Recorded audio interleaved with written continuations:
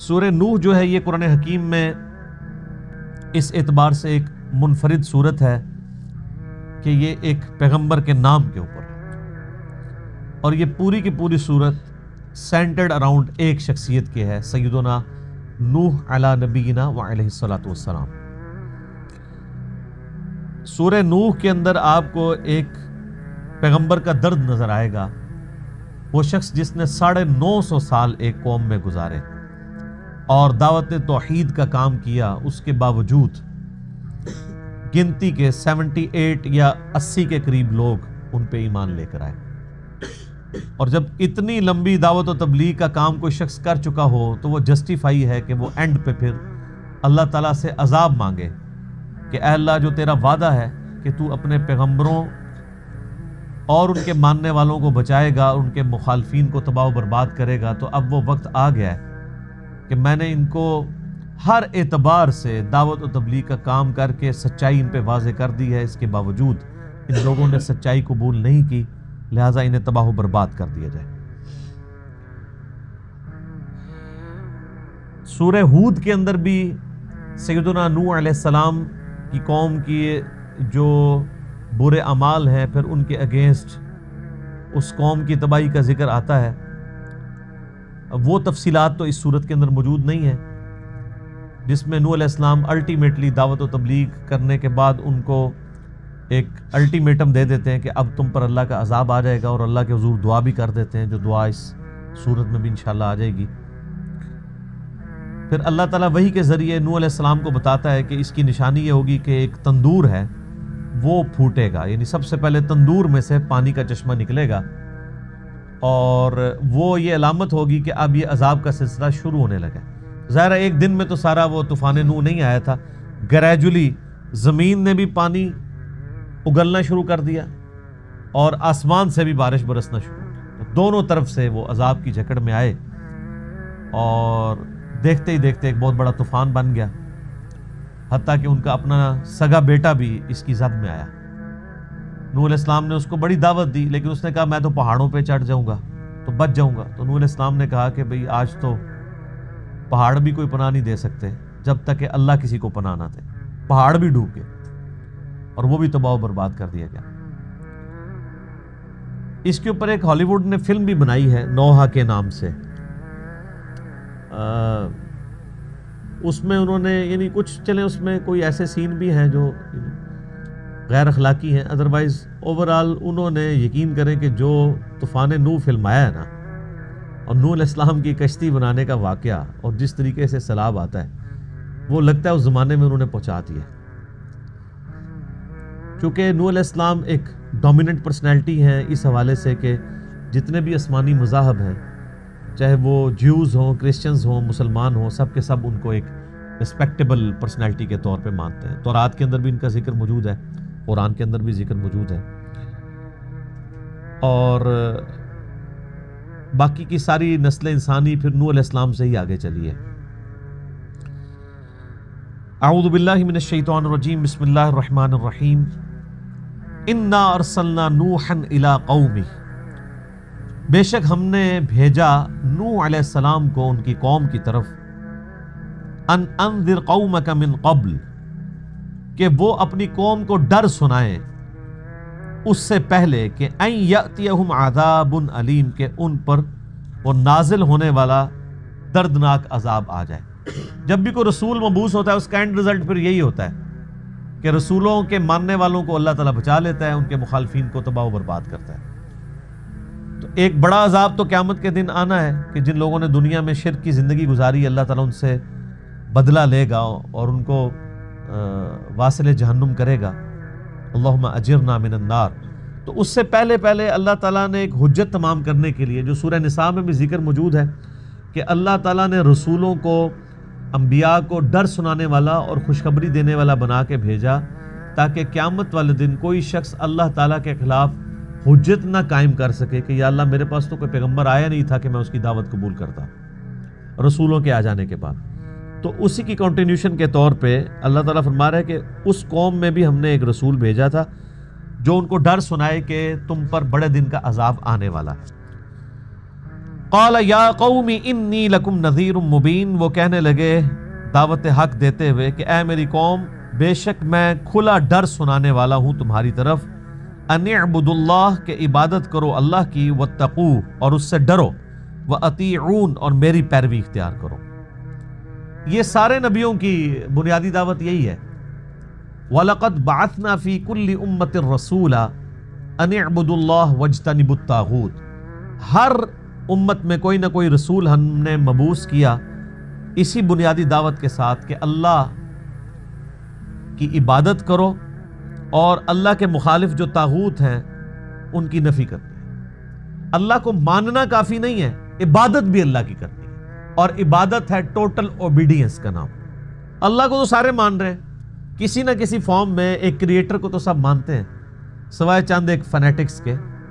جتنے لوگ ہیں وہ یعنی چاہے وہ سائنٹسٹ ہوں، سپریم بینگ کہہ کے، سپر نیچرل اتھارٹی کہہ کے مان لیں، کوئی بھگوان کہہ کے مان لے، کوئی گاڈ کہہ کے، کوئی خدا کہہ کے، کوئی اللہ کہہ کے، اللہ کو تو سب مان رہے ہیں۔ اللہ کی بھی ماننی ہے، وہ ہے اللہ کی عبادت، ٹوٹل اوبیڈینس، کلی اس کے تابع فرمان ہو جانے کا نام یہ اس کی عبادت ہے، چاہے وہ اس کے اپنے حقوق سے ریلیٹڈ ہو، چاہے اس کے بندوں کے حقوق سے ریلیٹڈ ہو۔ تو اللہ تعالیٰ فرماتا ہے نوح علیہ السلام نے یہ دعوت دی کہ عبادت کرو اللہ کی اور اس کا تقوی اختیار کرو، اس سے ڈر جاؤ، وَأَطِيعُونَ، اور میری پیروی کرو۔ جو رسول ہوتا ہے نا جی، وہ اسی دعوت کے ساتھ اٹھایا جاتا ہے کہ میری پیروی کرو۔ شخصی اطاعت جو ہے وہ رسول کی ہوتی ہے، اور جب رسول مبعوث ہوتا ہے تو اللہ تعالیٰ کی طرف سے پھر یہ الٹیمیٹم بھی آتا ہے کہ جو رسول کی نافرمانی کرے گا وہ تباہ و برباد کر دیا جائے۔ البتہ جو انبیاء ہوتے ہیں وہ دعوت و تبلیغ کا کام کرنے کے لیے دنیا میں آتے ہیں، ان سے پہلے جو شریعت چل رہی ہوتی ہے رسولوں کی، وہ اسی میں ہی ایک مجدد بن کے آتے ہیں، لوگوں کو صحیح بات بتاتے ہیں، لیکن وہ یہ دھمکی نہیں لگاتے کہ جو ہماری پیروی نہیں کرے گا تو اس پہ دنیا میں عذاب آ جائے گا، جس کی ڈومیننٹ مثال آپ کو سیدنا یوسف علیہ السلام کی ملتی ہے کہ وہ نبی تھے، رسول نہیں تھے۔ اسی لیے آپ سورہ یوسف میں دیکھیں وہ لوگوں کو دعوت و تبلیغ کا کام کرتے ہیں، اس کے بعد دھمکی یہ نہیں دیتے ہیں کہ میری پیروی کرو ادروائز تم تباہ و برباد کر دی جاؤ۔ وہ یہی کہتے ہیں کہ میرے آباء و اجداد سیدنا ابراہیم، اسماعیل، اسحاق علیہم السلام اجمعین، ان کو اللہ تعالیٰ نے اسی دعوت کے ساتھ مبعوث کیا تھا کہ ایک اللہ کی عبادت کرنی ہے تو تم بھی توحید کے اوپر کاربند رہو۔ اسی لیے دیکھیں کہ وہ ایک دوسرے یعنی آپ سمجھ لیں مذہب سے تعلق رکھنے والا بادشاہ جو روایتوں میں آتا ہے بعد میں مسلمان ہو گیا، اس کے انڈر انہوں نے ایز اے وزیر بھی مصر کے اندر کام کیا، ورنہ تو سب سے پہلے اس کو دھمکی لگاتے ہیں کہ تو اپنی پوسٹ چھوڑ، میں ادھر آ کے بیٹھوں گا، میں خدا کا ریپریزنٹیٹو ہوں۔ اسی طریقے سے بنی اسرائیل میں بھی جو انبیاء آتے رہے ہیں، اوپر رومن امپائر کی حکومت رہی ہے لیکن وہ اپنے دعوت و تبلیغ کا کام کرتے رہے۔ حضرت زکریا علیہ السلام، حضرت یحییٰ علیہ السلام، وہ ہیکل سلیمانی میں، ٹیمپل آف دا سلیمان میں بیٹھ کے یعنی دعوت و تبلیغ کا کام کرتے تھے، حکومت جو ہے وہ کافروں کے پاس تھی۔ تو وہ ایک سمجھ لیں منجی کی حیثیت سے نہیں آتے تھے کہ وہ ان کو کافروں سے نجات دلا کے ان کی حکومت اسٹیبلش کریں۔ اس طرح کے جو رسول آئے ہیں وہ پھر نبی نہیں ہوتے، وہ رسول بھی ہوتے ہیں، جس طرح کہ حضرت موسیٰ علیہ السلام، ان کو اللہ تعالیٰ نے مبعوث کیا تو پھر بنی اسرائیل کو آزاد کروایا فرعون سے۔ یغفر لکم من ذنوبکم، وہ بخش دے گا تمہارے گناہوں کو، گناہوں میں سے گناہوں کو، یعنی ٹوٹلی نہیں، یعنی ایک امید دلائی جا رہی ہے کہ اس کی طرف رجوع لاؤ گے، آہستہ آہستہ اللہ تعالیٰ تمہارے گناہوں سے درگزر فرما دے گا۔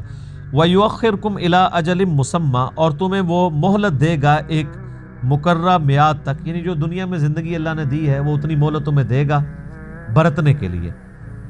إِنَّ أَجَلَ اللَّهِ إِذَا جَاءَ، بے شک اللہ کی طرف سے جب موت کا وقت، اجل کا وقت مقرر آ جاتا ہے، لا یؤخر، تو وہ تاخیر میں نہیں پھر پڑتا۔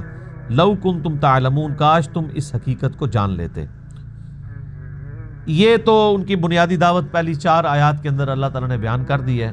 اب حضرت نوح علیہ السلام کا نوحہ شروع ہوتا ہے۔ یہ نوحہ لفظ کو برا نہیں ہے اگر اس کے اندر وہ ماتم والا معاملہ نہ کیا جائے۔ میں نے المعجم الکبیر طبرانی سے صحیح سند کے ساتھ روایت اپنے کربلا والے ریسرچ پیپر میں بھی ڈالی ہے کہ سیدہ ام سلمہ سلام اللہ علیہا جو ہماری ماں ہیں، یعنی نبی علیہ السلام کی وہ بیوی ہیں جو سب سے آخر میں فوت ہوئی ہیں۔ المعجم الکبیر طبرانی میں صحیح سند کے ساتھ 2867 نمبر ہے روایت۔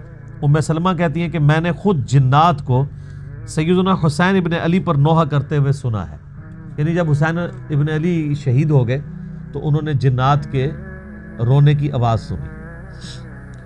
تو بہرحال جو اب اس قسم کا آج کل جو مروجہ نوحہ ہے، جس میں یعنی غلوف سے بھی کام لیا جاتا ہے اور اس میں شریعت کی حدود کو بھی پھلانگا جاتا ہے، وہ تو غلط ہے۔ اب نوح علیہ السلام کا جناب نوحہ شروع ہوتا ہے۔ قال رب انی دعوت قومی لیلا و نہارا، عرض کی نوح نے اے میرے رب میں نے اپنی قوم کو بلایا، دعوت دی، دن کے وقت بھی اور رات کے وقت بھی۔ اب 950 سال کی مشقت ذرا ذہن میں رکھیں، 950 سال۔ فلم یزدہم دعائی الا فرارا، تو میں نے جو ان کو دعوت دی اس سے ان کی سرکشی میں ہی، انکار میں ہی اضافہ ہوا۔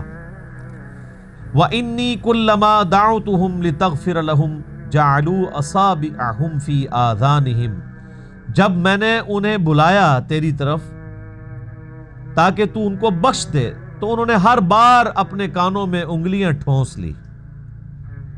ظاہری طور پہ بھی ٹھونستے تھے اور ویسے بھی، جس کو کہنا ہے بطورے بن جانا، بات کی طرف توجہ نہ دینا۔ وَاسْتَغْشَوْا ثِيَابَهُمْ، اور اپنے اوپر کپڑے لپیٹ لیے، جیسے کوئی شخص اپنے آپ کو کسی کپڑے کے اندر کر کے چھپا لیتا ہے، اس طریقے سے وہ مجھ سے، میری دعوت سے دور بھاگتے رہے۔ وَأَسَرُّوا وَاسْتَكْبَرُوا اسْتِكْبَارًا، اور وہ اڑ گئے اور پرلے درجے کے متکبرین میں شمار ہو گئے۔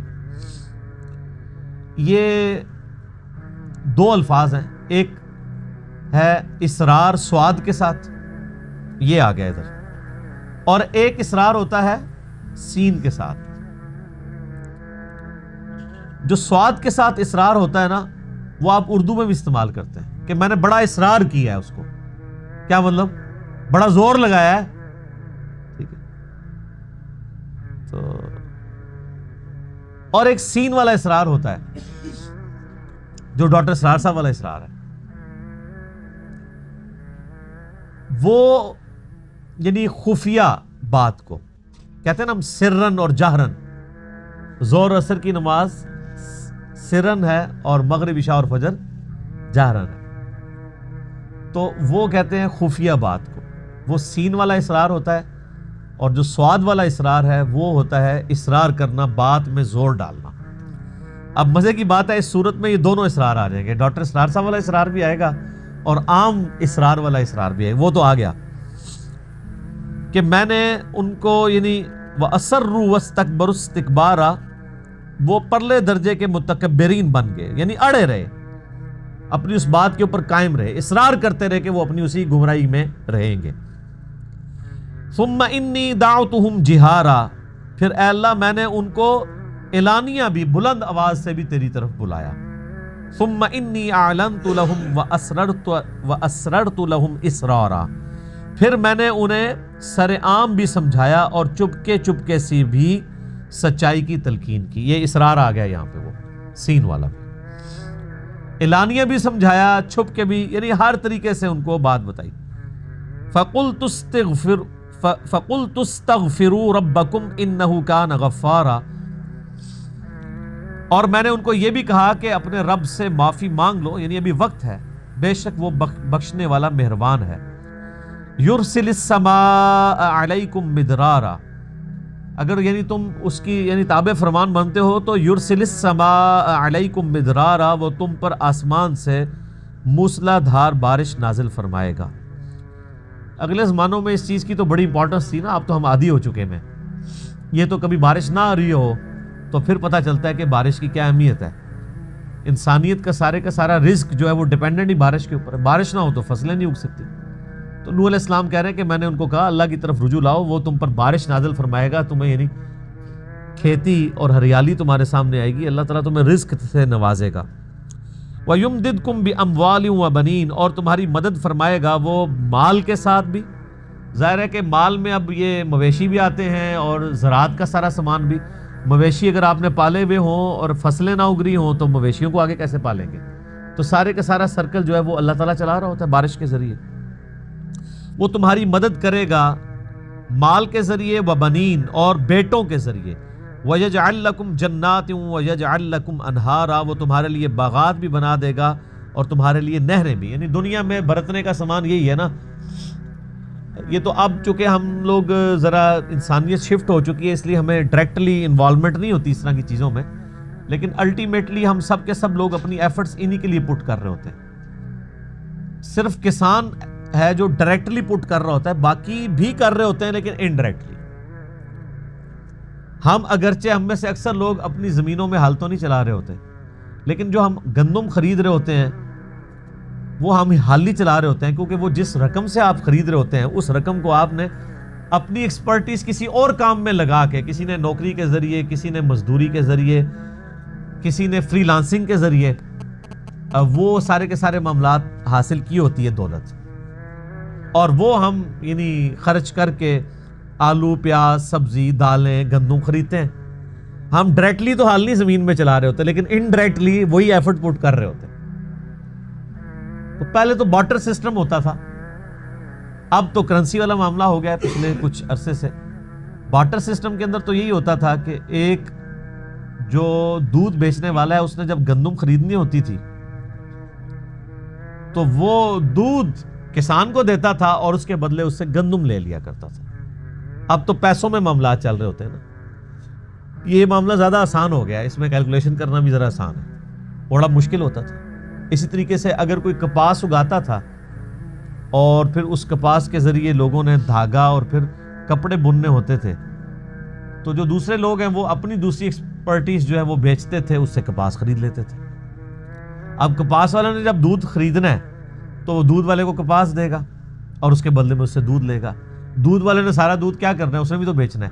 کپاس والے نے بھی ساری کپاس تو اپنے پاس نہیں رکھنی, اس نے بھی بیچنی ہے. تو اس لیے یہ بعض اوقات ڈائریکٹلی ان چیزوں کو امیجن کرنا ذرا مشکل ہو جاتا ہے کہ انسان کی زندگی میں بارش کی, زمینوں کی, فصلوں کی, باغات کی, نہروں کی کیا امپورٹنس ہے. یہ تو ان سے پوچھیں جو ڈائریکٹلی اٹیچ ہیں. ویسے تو ہم بھی اٹیچ ہیں انڈائریکٹلی, لیکن چونکہ ہم تک وہ ایفیکٹ نہیں پہنچ رہا اس لیے پتہ نہیں چلتا. یہ تو گندم جو ہے وہ گندم اگر شارٹ ہو جائے مارکیٹ کے اندر تو جناب یہ سنیارے کیا بیٹھ کے سونے کی ڈلیاں کھائیں گے؟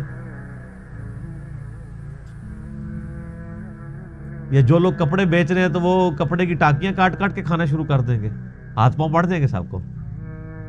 پھر ان کو پتہ چلے گا یہ نہری نظام کیا ہے, یہ ڈیم کیوں ضروری ہے, بارش ٹائم پہ ہونا کیوں ضروری ہے. اگر نہیں ہوگی تو زمین نہیں اگائے گی, زمین نہیں اگائے گی تو ہم کہاں سے کھائیں گے. لیکن ڈائریکٹلی اس کے افیکٹو وہ کسان ہوتے ہیں جو اس پہ محنت کر رہے ہوتے ہیں. ہم اس وقت افیکٹو ہوتے ہیں جب وہاں پہ کوئی پرابلم آنا شروع ہو جائے. ادروائز یہ ساری کی ساری چیزیں آج بھی اسی طریقے سے ہیں. یعنی یہ نہیں ہوگا کہ انسان ترقی کر گیا تو اب انسان نے جو ہے مٹی کھانا شروع کر دی ہے یا انسان نے لوہا کھانا شروع کر دیا ہے. آج سے 10,000 سال پہلے کا انسان بھی گندم کھاتا تھا, چاول کھاتا تھا, مچھلی کھاتا تھا. آج کا انسان بھی وہی کھاتا ہے. فاسٹ فوڈ میں بھی آپ جو کچھ کھا رہے ہوتے ہیں سب کچھ زمین کی اجناس ہی ہوتی ہیں نا, انہی کو مختلف ماڈرن فارمز کے اندر پیش کیا جاتا ہے. یعنی اگر آپ سموسا بھی کھا رہے ہیں تو ڈائریکٹلی تو آپ کو نہیں لگے گا کہ سموسا زمین میں سے اگا ہوا ہے, لیکن سموسا زمین میں سے ہی اگا ہوا ہے. سموسے کے اندر جو کچھ ڈل رہا ہے وہ سب کچھ زمین سے نکلا ہوا ہے. اس کے اندر اگر مرچ ڈل رہی ہے وہ زمین سے نکلی ہوئی ہے, اس میں آلو ڈال رہے ہیں وہ زمین سے نکلے ہوئے ہیں, اور اس کا جو باہر کا خول ہے بیسن کے ذریعے وہ زمین میں سے دال نکلی ہوئی ہے جس کو کوٹا گیا ہے, وہ بھی زمین سے آ رہا ہے. جس تیل کے اندر اس کو آپ بھون رہے ہیں وہ بھی الٹیمیٹلی زمین سے آیا ہوا ہے. چاہے وہ بناسپتی ہو یا کنولا ہو یا کوئی بھی ہو, الٹیمیٹلی سورس جو ہے وہ انسان کا وہ زمین ہے. تو جب بندہ تفکر کرتا ہے پھر ان چیزوں کی اہمیت کا پتہ چلتا ہے۔ ما لکم لا ترجون للہ وقارا، تمہیں کیا ہوا ہے کہ تم اللہ کی عزت اور عظمت اور جلال، اس کی جو یعنی وقار کرنا چاہیے اس کی پرواہ نہیں کرتے۔ وقد خلقکم اطوارا، حالانکہ اس نے تمہیں کئی مرحلوں سے گزار کر پیدا کیا ہے۔ اللہ تعالیٰ کی واقعی وما قدر اللہ حق قدری، انہوں نے اللہ کی قدر نہیں جانی جیسا کہ جاننی تھی۔ میں رات کو بھی بھائیوں سے ڈسکشن کر رہا تھا کہ جسے خدا کا تعارف ہو جائے نا وہ شرک نہیں کر سکتا۔ شرک کی بنیادی وجہ ہی یہ ہے کہ اللہ کا تعارف نہیں ہے۔ یا اللہ کا تعارف ہو جائے یا انسان کو اپنی کمزوری کا پتہ چل جائے۔ جو انسان کھانے پینے کا محتاج ہو اور کھانے پینے کے بعد اس کھانے کے ہضم ہو کے اپنے جزو بدن بننے کے اور پھر باہر نکلنے کا بھی محتاج ہو، اور پھر ہر 24 گھنٹے میں ایک دفعہ سونے کا محتاج ہو، سوئے بغیر اگلے 24 گھنٹے میں پرفارم نہ کر سکتا ہو، یعنی جس کے ساتھ کھانا پینا، پیشاب اور نیند جڑی ہوئی ہے، وہ انسان کتنا کمزور ہے۔ دنیا کا کوئی بڑے سے بڑا بزرگ جس کی بزرگی کا لوگ راگ لاپتے ہیں، وہ ان 3 چیزوں سے اپنے آپ کو بے نیاز کر کے بتائے، کھانے پینے سے، پیشاب سے اور نیند سے۔ ویسے آپ کو ضرور کہانیاں کو کراتے رہیں جی اتنے سال سے کوئی نہیں سویا، یہ نہیں ہوا، وہ نہیں ہوا، تو وہ کہانیاں آپ بیان کرتے رہیں۔ یہ انسان کی بیسک نیڈز ہیں، اس کے بغیر انسان آگے پرفارم نہیں کر سکتا۔ اسی لیے اللہ تعالیٰ نے اپنا تعارف کرواتے ہوئے ان چیزوں کا ذکر کیا ہے۔ آیت الکرسی میں کیا فرمایا؟ لا تأخذہ سنۃ ولا نوم، اللہ تعالیٰ کو نہ نیند آتی ہے نہ اونگ آتی ہے۔ یہ انسان کی کمزوری ہے۔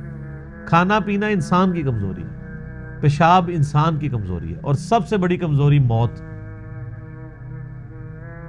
اور اللہ تعالیٰ میں یہ کمزوری نہیں، هو الحی القیوم، خود سے قائم ہے، خود سے زندہ ہے، ہر چیز اس نے تھامی ہوئی ہے۔ تو جب یہ تعارف ہو نا اللہ کا اور انسان کی کمزوری کا پتہ ہو، پھر آپ کسی بزرگ کو، بڑے سے بڑے بھی بزرگ کو کس نظر سے دیکھ رہے ہوں گے؟ اسی طریقے سے جس طرح آپ ایک انسان کو دیکھتے ہیں۔ جس طرح عام انسان پیشاب نہیں روک سکتا، وہ بھی نہیں روک سکتا۔ جس طرح عام انسان اپنے آپ کو نیند سے بے نیاز نہیں کر سکتا، وہ بھی نہیں کر سکتا۔ جس طرح عام انسان کھانے پینے کا محتاج ہے، وہ بھی کھانے پینے کا محتاج ہے۔ جس طرح عام بندہ بیماری اور پریشانی کے اندر دوائی کا محتاج ہے، وہ بھی محتاج ہے۔ یہ علیحدہ بات ہے کہ آپ کو جب پریشانی ہوتی ہیں تو آپ کو وہ تعویذات لکھ کے دے رہے ہوتے ہیں اور مضرات کا پتہ بتا رہے ہوتے ہیں، خود جب بیمار ہوتے ہیں تو ان کو آغا خان لے جاتے ہیں یا شفا لے جاتے ہیں۔ آج تک آپ نے کوئی بزرگ دیکھا ہے کہ بیمار ہوا اور اس کے مریدین اٹھا کے کسی دربار پہ لے گئے ہوں؟ تو اپنی عقلوں سے بھی ذرا کام لیں۔ مہنگے ترین ہاسپٹلز میں یہ لوگ علاج کرواتے ہیں، تو پھر لوگوں کو کہانیاں کراتے رہتے ہیں، باقی کہانیاں کروا رہے ہوتے ہیں۔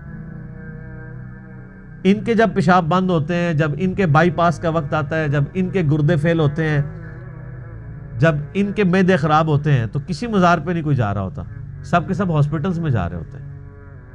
ان ہاسپٹلز میں جن کے ایک ایک دن کا جو خرچہ ہے وہ 50,000، کسی کا 60,000، کسی کا 1,00,000 روپے تک بھی ہوتا ہے، اور آپ کو یہ کہہ رہے ہوتے ہیں کہ جناب پھونک مار دیں گے، تو اپنے اوپر بھی پھونک مار لیا کریں، چلے کسی سے مروا لیا کریں۔ تو انسان بڑا کمزور ہے، اس نے تمہیں کئی مراحل سے گزارا، یعنی انسان جو ہے وہ ایک بے قدر پانی تھا، اس کے بعد وہ رحم مادر کے اندر ایک جنین کی شکل میں رہا، پھر وہ 9 مہینے کے اندر اللہ تعالیٰ نے اسے ایک الٹیمیٹلی ایک تخلیق تک پہنچایا، اس میں 4 مہینے کے بعد اس میں روح بھی پھونکی گئی، پھر اس کو ایک مکمل انسان بنا کے جو ہے وہ دنیا میں نکالا، اور پھر اس کو نکلتے ہی گائیڈ کر دیا کہ دودھ پینے کا طریقہ کیا ہے۔ چھوٹے بچے کو اگر سکھانا پڑ جائے کہ دودھ کیسے پینا ہے، کوئی سکھا سکتا ہے اسے؟ اس کی انسٹنکٹ میں ڈال دیا کہ تم نے کیسے دودھ پینا۔ اور یہ انسان کا بچہ تو بہت کمزور ہے، آپ ذرا جانوروں کے بچوں کو کبھی دیکھیں نا، یہ جو چوزے مرغیوں کے نکلتے ہیں نا چھوٹے چھوٹے انڈے سے، وہ نکلتے ہی دانہ چگنے شروع کر دیتے ہیں، اور وہ پانی پینا ان کو طریقہ پتہ ہوتا ہے۔ مگرمچھ دیکھیں یعنی دنیا میں چند مضبوط ترین اور طاقتور ترین جانوروں میں سے ایک جانور ہے.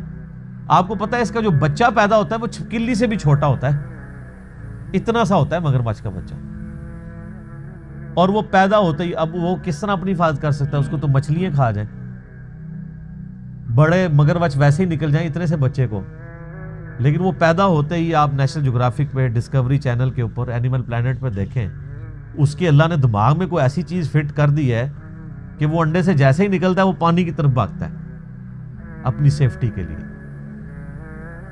کئی پہنچنے میں کامیاب ہو جاتے ہیں, کئی راستے میں ہی ان کو چیلے اور کوے اٹھا لیتے ہیں, کیونکہ وہ ریتلی جگہ پہ وہ انڈا دیتا ہے نا مگر مچھ کی جو فیمیل ہے, اور اس میں سے جب وہ نکلتا ہے تو وہ پھر پانی کی طرف جاتا ہے. اس دوران راستے میں کئی ایک شکار ہو جاتے ہیں, بندر شکار کر لیتے ہیں, بعض کو چیلیں اٹھا لیتی ہیں, اور کئی بہت کم ہوتے ہیں جو پانی تک پہنچنے میں کامیاب ہوتے ہیں. وہ جو ہو جاتے ہیں ان میں سے بھی کئی ایک جو ہے وہ کھا لیتے ہیں دوسرے جانور, اور کوئی ایک آدھ بچتا ہے, ورنہ تو مگرمچھ ہی مگرمچھ ہوں ہر طرف. اس طریقے سے سانپ کے بچے, وہ سانپ ہی سانپ ہر طرف ہوں. اللہ تعالیٰ نے یعنی ایک دوسرے کی خوراک کا ذریعہ ان کو بنایا, اور کہاں سے پھر اللہ تعالیٰ ان کو کہاں تک پہنچاتا ہے. تو کئی مراحل سے اللہ تعالیٰ گزارتا ہے انسان کو بھی. الم تروا کیف خلق اللہ سبع سماوات طباقا, کیا تم نے نہیں دیکھا کہ اللہ تعالیٰ نے ساتوں آسمان کو کس طریقے سے تہ بر تہ بنایا ہے. یہ دیکھنے سے مراد فزیکلی دیکھنا نہیں ہے, ظاہر ہے کہ ہمیں تو وہ نظر نہیں آ رہا, ہمیں تو پہلا آسمان بھی نظر نہیں آتا, یہ ہم جو دیکھ بھی رہے ہوتے ہیں اوپر, آپ کو یہ اوزون لیئر نظر آ رہی ہوتی ہے بلو کلر کی, یہ آسمان نہیں ہے. اس لیئر سے اگر آپ اوپر چلے جائیں تو آپ کو اوپر کالی چیز ہی نظر آئے گی. یہ آسمان کا کلر تو بلو نہیں ہے, یہ تو اس لیئر کا ہے. تو یہ دیکھنے سے مراد یہ ہے کہ اس نیچر کو آبزرو کرو, جو کچھ بھی تمہاری بساط کے اندر تمہیں نظر آ رہا ہے یہ سب کی سب چیزیں اللہ تعالیٰ نے پیدا کی. وَجَعَلَ الْقَمَرَ فِيهِنْ, اور اللہ نے ایک چاند ان میں رکھ دیا نورا, روشنی کے طور پہ. وَجَعَلَ الشَّمْسَ سِرَاجًا, اور سورج کو اللہ تعالیٰ نے ایک چراغ کے طور پہ روشن کر دیا. آپ دیکھیں گے پورے قرآن میں کہیں چاند کے لیے چراغ کا لفظ نہیں آیا, ہمیشہ نور کا لفظ آیا, انڈائریکٹ روشنی. اور سورج کے لیے ہمیشہ چراغ کا لفظ آیا ہے, سراج کا, جو خود سے روشن ہو. اور آج ہمیں یہ بات پتہ ہے کہ چاند کی روشنی اپنی نہیں ہے بلکہ وہ ریفلیکٹڈ لائٹ ہے, زمین سے ریفلیکٹ ہو کے جو اس کے اوپر پڑ رہی ہوتی ہے, یا ڈائریکٹ اس کے اوپر سورج کی جو روشنی پڑ رہی ہوتی ہے اس کی وجہ سے وہ چمکدار نظر آ رہا ہے. آپ اگر چاند پہ چلے جائیں تو آپ کو زمین بھی اسی طریقے سے چاند کی طرح نظر آئے گی جس طرح ہم یہاں سے چاند کو دیکھ رہے ہیں, صرف یہ ہے کہ سائز تھوڑا بڑا نظر آئے گا اس کا, ادروائز وہاں پہ بھی آپ کو ریفلیکٹڈ لائٹ ہی نظر آ رہی ہوگی, خود روشن نہیں. اسی وجہ سے آپ دیکھیں چاند, جب 14ویں کا چاند بھی آپ آسانی سے اسے دیکھ سکتے ہیں, سورج کو نہیں آپ دیکھ سکتے, وہ خود سے روشن ہے. تو اللہ تعالیٰ نے یہ سورج اور چاند کو رکھ دیا, اور ظاہر انسانیت کا تعلق تو اسی کے ساتھ ہی ہے. انسانیت پوری کی پوری انہی کے ساتھ, انہی چیزوں کی فیکٹری ہے, سورج اور چاند کی.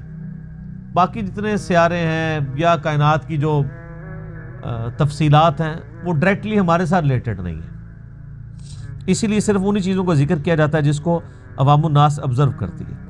واللہ انبتکم من الارض نباتا, اور اللہ نے تمہیں زمین سے عجب طرح سے اگایا. اللہ کہہ رہا ہے ہم نے تمہیں زمین سے اگایا ہے, جس طرح یعنی بیج سے درخت زمین سے نکلتا ہے. کیوں؟ کیونکہ انسان کی کریشن کا جو مادہ ہے وہ جس خوراک سے تیار ہوا ہے وہ زمین سے آئی ہے, اور اس کے بعد انسان کو زندہ رہنے کے لیے جو کچھ چاہیے وہ زمین سے آ رہا ہے. آج دنیا سے دودھ ختم ہو جائے نا, انسانیت نہیں پل بڑھ کے جوان ہو سکتی, صرف دودھ ختم ہو جائے. تو یہ بھینسیں جو دودھ دے رہی ہیں یہ بھی زمین سے آ رہا ہے. کیوں؟ بھینس جو چارہ کھا رہی ہے وہ کہاں سے آ رہا ہے؟ زمین سے. چارہ نہیں کھائے گی تو دودھ کہاں سے آئے گا؟ تو الٹیمیٹلی اس کائنات کے اندر جو یہ میریکل پلانٹ ہے زمین, اس کے اوپر جتنی بھی زندگی ہے اس زندگی کا دار و مدار اس زمین کے اوپر ہے, اور زمین کے اندر اوپر جو زندگی ہے اس کا دار و مدار سورج کے اوپر. سورج نہ ہو تو زمین پہ کوئی بھی خوراک نہیں پروان چڑھ سکتے، نہ موسم بدل سکتے ہیں، نہ بارشیں ہوں گی، نہ ہوائیں چلیں گی۔ اللہ تعالیٰ نے سورج کو ذریعہ بنا دیا۔ تو اگر اس وقت سب سے بڑا کوئی مشکل کشا ہے نا مخلوقات میں سے، تو وہ سورج ہے۔ جن بزرگوں کو آپ مشکل کشا سمجھتے ہیں نا، ان کا مشکل کشا بھی سورج ہے، کیونکہ سورج نہ ہوتا تو وہ کھا پی نہ سکتے، زندہ ہی نہ رہ سکتے۔ لیکن کبھی ہمیں یہ خیال آیا کہ ہم سورج کو پکاریں مدد کے لیے کہ المدد یا سورج، میری مدد فرمائیے۔ حالانکہ آپ اس کو نہ بھی کہتے تب بھی وہ آپ کی مدد کر رہا ہے، کیونکہ اللہ تعالیٰ نے اسے آپ کے کام میں لگا دیا نا، آپ کی خدمت میں لگا دیا اللہ نے۔ وہی اللہ ہے جس نے تمہیں زمین سے عجیب طریقے سے اگا لیا، ثم یعیدکم، پھر تمہیں اسی زمین میں لوٹا دے گا، فیہا، اس میں، ویخرجکم اخراجا، اور پھر دوبارہ اسی زمین سے باہر نکال دے۔ اسی سے پیدا ہوئے، اسی کی خوراک سے پل بڑھ کر جوان ہوئے، اسی زمین میں لوٹا دیے گئے، اور قیامت والے دن اسی زمین سے تمہیں دوبارہ سے زندہ کیا جائے۔ زمین میں انسان لوٹتا ہے سر۔ کسی شخص کو اگر ایئر کریش میں بھی موت آئی ہے نا، اس کے اجزاء بھی الٹیمیٹلی زمین میں ہی گئے ہیں۔ کوئی شخص سمندر میں غرق ہو گیا ہے، اس کے اعضاء بھی الٹیمیٹلی زمین میں ہی گئے۔ سمندر میں اگر کوئی مچھلی بھی کسی کو کھا لے تو مچھلی کو بھی موت آنی ہے۔ جب مچھلی کو موت آئے گی وہ بھی الٹیمیٹلی زمین میں ہی ختم ہوگی۔ باہر کوئی شخص جو ہے وہ روڈ ایکسیڈنٹ میں مرتا ہے، اس کو دفنا دیا جاتا ہے، وہ بھی زمین میں جاتا ہے۔ کوئی عام حالت میں مرتا ہے، اس کو کوئی آگ میں جلا دیتا ہے، اس کے بھی ذرات الٹیمیٹلی زمین میں چلے جاتے ہیں۔ ہر چیز زمین کے اندر چلی جاتی ہے۔ واللہ جعل لکم الارض بساطا، اور اللہ ہی اس زمین کو تمہارے لیے فرش کی طرح اللہ نے ہی بچھا دیا ہے، لتسکلوا منہا سبلا فجاجا، تاکہ تم اس کے کھلے راستوں میں چلو۔ اب یہ ساری کی ساری گفتگو یعنی نوح علیہ السلام کی وہ دعوت و تبلیغ، کس طریقے سے انہوں نے لوگوں کو اللہ کی طرف بلایا، اس کا ذکر چل رہا ہے۔ قال نوح رب انہم عصونی، نوح علیہ السلام نے کہا ہے میرے رب، انہوں نے میری نافرمانی کی ہے۔ واتبعوا من لم یزدہ مالہ وولدہ الا خسارا، اور یہ پیروی کرتے رہے ہیں ان کی کہ جن کو ان کی مال اور اولاد نے خسارے کے سوا کچھ نہ دیا۔ یعنی اس قوم کے بڑے بڑے سردار جن کو اپنے مال پر اور اولاد پر ناز تھا، انہوں نے آخرت کا خسارہ کمایا، اور میری قوم بھی انہی سرداروں کی پیروکار ہوئی کہ جن کے مال اور اولاد کی وجہ سے وہ تباہ و برباد ہوئے، کہ اللہ نے ان کو نعمتیں دی تھی، بجائے اللہ کے شکر گزار بننے کے نافرمان بن کے۔ وَمَكَرُوا مَكْرًا كُبَّارًا، اور انہوں نے بڑے بڑے مکر و فریب کیے۔ وَقَالُوا لَا تَذَرُنَّ آلِهَتَكُمْ، اور وہ بڑے بڑے جو سردار تھے وہ کہنے لگے پیغمبر کے مقابلے پہ، نوح علیہ السلام کے مقابلے پہ، کہ لا تذرن آلہتکم، دیکھو تم اپنے معبودوں کو نہ چھوڑنا، ولا تذرن ودا ولا سواع ولا یغوث ویعوق ونسرا، اور جو تمہارے بڑے بڑے آلہہ ہیں نا، جن کو تم نے خدا بنایا ہوا ہے، کون کون سے؟ ود اور سواع اور یغوث اور یعوق اور نصر، یہ 5 ان کے بڑے بڑے خدا انہوں نے گھڑے ہوئے تھے۔ اس کے کانٹیکسٹ میں صحیح بخاری میں انہی آیات کے کانٹیکسٹ میں صحیح سند کے ساتھ ابن عباس کا قول ہے کہ یہ 5 اللہ کے نیک بندے تھے جن کی تصویریں قوم نوح نے ان سے پہلے ان کے باوجداد نے احترام کے طور پہ پہلے اپنے گھروں میں دکانوں میں لٹکانی شروع کی کہ یہ بڑے اللہ کے نیک بندے ہیں اور ان کی وجہ سے ہمیں بھی عبادت کا شوق اور جذبہ پیدا ہوگا۔ یہ الفاظ پہ ذرا غور کرنا ہے کہ ان کی وجہ سے جب ہم اللہ کے اولیاء اللہ کی تصویریں دیکھیں گے نا تو ہمیں بھی جذبہ پیدا ہوگا، عبادت کا شوق پیدا ہوگا کہ یہ کتنے نیک نیک لوگ تھے۔ پھر وقت گزرتا گیا تو انہوں نے بت بھی تراشنے شروع کیے، اور پھر جب مزید وقت گزرا تو انہی کو سجدہ بھی کرنا شروع کر دیا۔ یہ پوری حدیث صحیح بخاری میں، یہ سورہ نوح کی یہ آیت نمبر 23 کے کانٹیکسٹ میں ابن عباس کی موقوفاً روایت موجود ہے۔ اور نام ذرا دیکھیں کیا ہے، ود، سواع اور یغوث، یہ تو ایک تو ابھی تک چل رہا ہے، یہ غوث یہی ہے، یغوث جس کو مشکل کشا غوث کہتا ہے نا، غوث نہ ہو تو زمین قائم نہیں رہ سکتی. تو یہ غوث دیکھیں کب سے ہے، کب سے چل رہا ہے، یہ نام یعنی کامن ہے. تو یہ 5 انہوں نے بت بنائے ہوئے تھے اور وہ الٹیمیٹلی ایک اللہ کے نیک بندے تھے. اب ذرا اسی کا ریپلیکا اس امت میں آپ دیکھیں کہ یہاں پہ بھی لوگوں سے جب پوچھا جاتا ہے یہ مزارات آپ کیوں بناتے ہیں، وہ کہتے ہیں جی ہم ادھر کوئی بزرگوں سے مانگنے تو نہیں جا رہے ہوتے، یہ بازار اس لیے بنے ہوتے ہیں تاکہ لوگ ادھر جائیں، حاضری دیں، ان کو جذبہ پیدا ہو کہ اللہ کا جو نیک بندہ ہوتا ہے وہ اس کو مرنے کے بعد بھی دنیا یاد کرتی ہے، تو اس طرح ہمیں بھی عبادت کا جذبہ پیدا ہوگا. یہ سیم وہی چیز. لیکن پریکٹیکلی اس وقت کیا ہو رہا ہے، وہاں پہ شرکی ہو رہا ہے. ان سے ڈائریکٹلی مانگ رہے ہیں لوگ جا کے. وہ کہتے ہیں جاہل مانگتے ہیں، سر پڑھے لکھے بھی مانگتے ہیں. آپ پڑھا لکھا ذرا بتائیں نا، کون سا پڑھا لکھا آپ کا عالم دین ہے جو ان کے مانگنے کو شرک کہتا ہو، جو یہ پورے کا پورا سسٹم لے کے چل رہے ہیں. الٹیمیٹلی وہی کچھ شروع ہو گیا. اسی لیے بخاری اور مسلم دونوں میں حدیث ہے، میں نے اس پہ ایک ڈیٹیل لیکچر دیا ہے، مسئلہ نمبر 27 مزارات، گنبد خضرا، مسجد نبوی، اس کے اوپر. اس میں نے بخاری اور مسلم سے یہ حدیث بتائی تھی کہ نبی علیہ السلام کی وفات کے دن تھے، تو نبی علیہ السلام کی 2 بیویاں ام سلمہ اور ام حبیبہ آپس میں گفتگو کر رہی تھی کہ جب ہم حبشہ گئے تھے ہم نے ماریا نام کا ایک گرجا وہاں پہ دیکھا تھا. تو وہاں پہ کچھ تصویریں بھی لٹکی ہوئی تھی.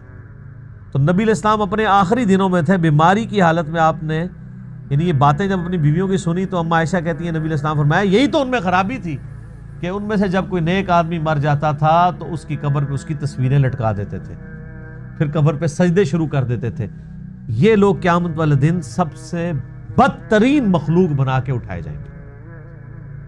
یہ حدیث بخاری اور مسلم دونوں میں، میرے ریسرچ پیپر رسول اللہ کی آخری وصیتیں صلی اللہ علیہ وآلہ وسلم اس میں میں نے ڈالی ہوئی ہے.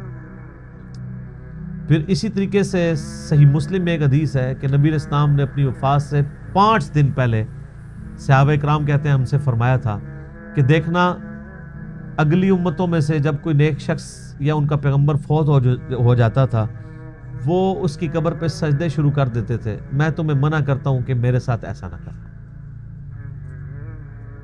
پھر بخاری اور مسلم دونوں میں حدیث ہے، سیدہ عائشہ کہتی ہیں کہ نبی علیہ السلام اپنی وفات کے دنوں میں بار بار اپنے چہرے انور سے چادر کو ہٹاتے تھے تکلیف کی شدت کی وجہ سے، اور پھر فرماتے تھے لعن اللہ یہود والنصارى، اللہ کی لعنت ہو یہودیوں اور نصرانیوں پر، اتخذوا قبور انبیائہم مساجدا، انہوں نے اپنے نبیوں کی قبروں کو سجدہ گاہ بنا لیا تھا. اور سیدہ عائشہ کہتی ہیں کہ نبی علیہ السلام اصل میں ہمیں ڈرا رہے تھے کہ میرے ساتھ یہ نہیں کرنا. اور پھر اما عائشہ کے الفاظ ہیں بخاری و مسلم دونوں میں اس حدیث کے ساتھ کہ اگر ہمیں یہ ڈر نہ ہوتا کہ لوگ حضور کی قبر کے ساتھ بھی وہی کام شروع کر دیں گے تو ہم نبی علیہ السلام کی قبر کو زائرین کی زیارت کے لیے کھلا چھوڑ دیتے، یعنی حجرہ بھی ہٹا دیتے، اوپن جگہ پہ قبر رہنے دیتے تاکہ جس کی مرضی وہ آ کے حاضری دے. یہ اس لیے نہیں ہم نے کیا کہ لوگ اس سجدے شروع نہ کر دیں کیونکہ آپ ہمیں ڈرا رہے تھے. تو اما عائشہ حجرے میں ہی وہ رہی ہے قبر ان کے، جس نے قبر پہ حاضری بھی دینی ہوتی تھی وہ اما عائشہ کی اجازت سے جاتا تھا، تھوڑی دیر کے لیے کنڈی کھولتی تھی پھر وہ باہر نکال دیا جاتا تھا. یہ مزارات والا جھمگٹا نہیں رہتا تھا. پھر تو خیر وہ بھی ختم ہو گیا، اب اس کو ختم ہوئے بھی 1000 سال سے زیادہ ہو چکے ہیں. اب جتنے لوگ بھی قبر مبارک تک ڈائریکٹ تو کوئی نہیں پہنچتا. قبر مبارک کے گرد جو ایک دیوار انہوں نے یعنی ایک گول سی بنائی ہوئی ہے جس کے اندر ساری قبریں ہیں، وہ اس دیوار کے باہر سے ہی حاضری دے کے آ جاتے ہیں، ڈائریکٹ قبر تک نہیں پہنچتے. وہ تو حصار کے اندر ہے. تو نبی علیہ السلام کی قبر مبارک کو اللہ تعالیٰ نے اس طرح کی چیزوں سے بچا کے رکھا. اور آپ کی دعا بھی ہے مسند احمد میں، اللہم لا تجعل قبری وثنا یعبد، اے اللہ میری قبر کو وہ بت نہ بننے دینا کہ لوگ اسے پوجنا شروع کرتے. آپ حیران ہوں گے کہ نبی علیہ السلام نے اپنی قبر مبارک کے لیے بت کا لفظ استعمال کیا، کتنا سخت لفظ ہے. یہاں تو کہتے ہیں نا جی وہ نیت جب تک نہ ہو.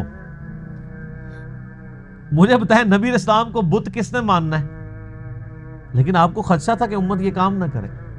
صحیح بخاری میں حدیث ہے دیکھنا میری شان کو اس طرح بلند نہ کرنا جس طرح اگلے لوگوں نے، عیسیٰ ابن مریم کے ماننے والوں نے، انہوں نے اپنے نبی کی شان کو بلند کیا اور انہیں ڈیوینٹی میں کلیم کر دیا، خدا کا بیٹا کہنا شروع کر دیا، میں اللہ کا بندہ اور اس کا رسول ہوں، مجھے اللہ کا بندہ اور اس کا رسول ہی کہنا۔ تو نبی علیہ السلام تو امت کو ڈراتے رہے ہیں، اس کے باوجود دیکھ لے کیا کچھ ہو رہا ہے، اتنا کچھ ڈرا کے گئے ہوئے ہیں، لیکن بتایا ہے پہلے ہی، بخاری مسلم دونوں میں یہ حدیث موجود ہے کہ تم بھی اگلے لوگوں کی پیروی کرو گے، قدم با قدم، بالشت بر بالشت، حتیٰ کہ اگلے لوگوں میں سے کوئی گوہ کے سوراخ میں داخل ہوا تو تم بھی وہی کام کرو۔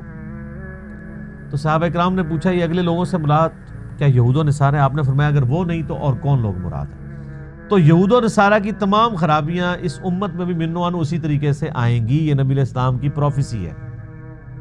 بعض لوگوں نے اس پہ پردہ ڈالنے کے لیے نا یہ کہنا شروع کیا نہیں جی نہیں، یہ جو اس سے مراد یہود و نصارہ کا فیشن ہے، یہ نہیں ہے کہ یہودیوں والے اور نصرانیوں والے عقیدے آ جائیں گے، کیونکہ ان کے اپنے عقیدے یہودیوں نصرانیوں والے ہو چکے ہوئے تھے، اس لیے انہوں نے کہا کہ یار اس کی انجینئرنگ کرنے کی کوشش کریں۔ لیکن سر یہ حدیث کس موقع پہ ہے؟ وہ جامعہ ترمذی میں موجود ہے، غزوہ حنین کے موقع پر، جو کفار عرب کے خلاف آخری جنگ ہوئی ہے نا، فتح مکہ کے بھی 4-5 مہینے کے بعد وہ غزوہ حنین ہوئی ہے قبیلہ حوازن کے خلاف۔ بس اس جنگ کے بعد پھر پورے عرب نے نبی علیہ السلام کو ایز اے پاور تسلیم کر لیا تھا۔ تو غزوہ حنین کے موقع پر نبی علیہ السلام جب اپنے اصحاب کے ساتھ جا رہے تھے تو راستے میں ایک درخت آیا جسے ذات انوات کہا جاتا تھا، جس پہ مشرکین جنگ میں فتح کے لیے، برکت حاصل کرنے کے لیے اپنی تلوار تھوڑی دیر کے لیے لٹکاتے تھے یا ٹچ کرتے تھے، پھر آگے چلے جاتے تھے۔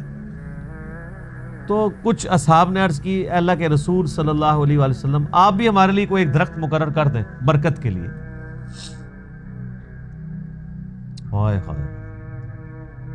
آج دیکھ لیں امت آج تک درختوں کے اوپر جو ہے وہ ٹاکیاں باندھ رہی ہے کپڑے کی، یہ مزارات کے ساتھ درخت لگے ہوئے ہیں نا، اور تو اور آپ چھوڑ دیں فیصل مسجد کے باہر جو ہے وہ ضیاء الحق کا مزار بنا ہوا ہے، اس کے ساتھ جو درخت ہے اس کے اوپر بھی ٹاکیاں لٹکی ہوئی ہیں۔ ہاں، حالانکہ پڑھے لکھے لوگ بھی وہاں جاتے ہیں اور وہاں پہ وہ منتیں مرادیں پوری کر رہے ہیں، حالانکہ ضیاء الحق اپنی ساری خرابیوں کے باوجود توحید کے والے سے اس کا عقیدہ ٹھیک تھا، یہ والی خرابیاں ایز اے پرسن اس میں موجود نہیں تھیں، مزارات والی اور یہ مردوں کو پکارنا اور یہ ساری چیزیں، اس سے وہ محفوظ تھا۔ لیکن اس کے مزار کے ساتھ کیا ہو رہا ہے؟ تو جب صحابہ کرام نے عرض کی آپ بھی ہمارے لیے کر دیں، تو آپ علیہ السلام نے کہا اللہ اکبر، سبحان اللہ، سبحان اللہ، اللہ پاک ہے۔ اس میں محذوف تھا عما یشرکون، جو کچھ شرکیہ چیزیں تم اس کی طرف منسوب کر رہے ہو۔ آج تو تم نے وہی بات کر دی جو موسیٰ علیہ السلام کے ماننے والوں نے کی تھی۔ پھر آپ علیہ السلام نے سورۃ الاعراف کی آیت نمبر 138 تلاوت کی وہاں پہ کہ جب قوم موسیٰ علیہ السلام کے ساتھ ایک جگہ سے گزری جہاں پہ کچھ لوگ بتوں پر اعتکاف کیے ہوئے تھے، تو انہوں نے کہا کہ اے موسیٰ ہمارے لیے بھی کوئی بت مقرر کر دیں ہمارے رب کا کہ ہم اس پر دھیان کر کے اعتکاف کریں۔